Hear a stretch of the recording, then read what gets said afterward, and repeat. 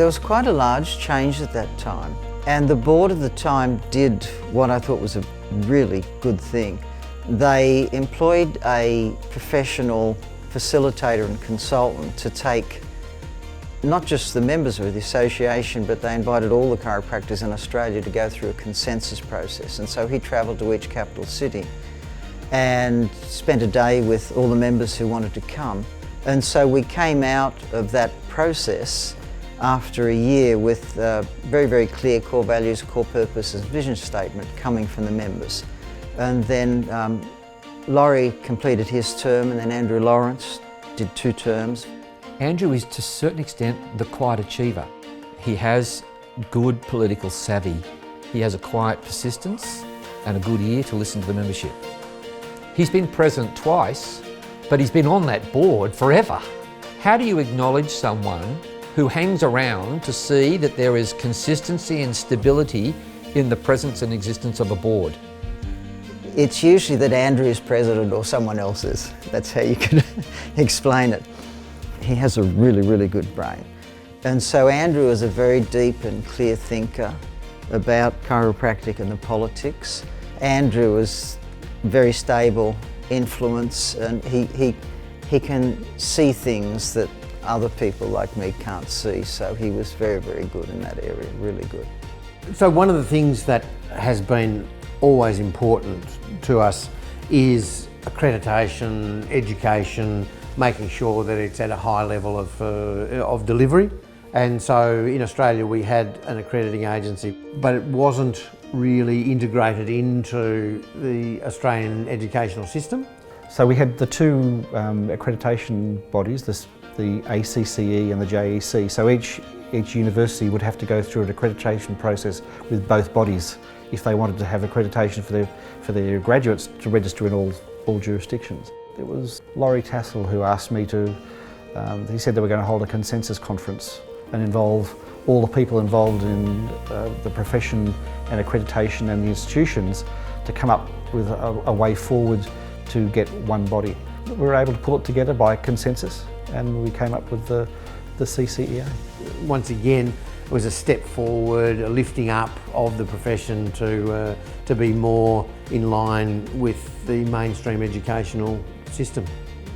So in 2005, we had the WFC in Australia. We put together a really special program that brought lots of Australian chiropractors together, as well as international chiropractors. It went over pretty well. It was in the exhibition centre in Darling Harbour, you probably know. And so there's lots of hotels around, so all the foreigners stayed on Darling Harbour or close by, which they really love. We had over 750 delegates to that, and everybody had a really good time, and it was a good splash, yeah. So we've had 2 great campaigns that have really stood the test of time for the ACA. The first one being Straighten Up Australia, which began in 2006 and supported by the late great Karen McCann. Straighten Up Australia came from Straighten Up America.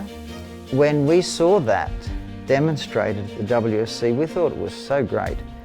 We started off with a brochure, handing them out, and it's evolved through, we had a CD for some period of time, and now you have the app for the phone, so people can carry it to the park if they want, or just have it on their desk. It's a great, really great little program.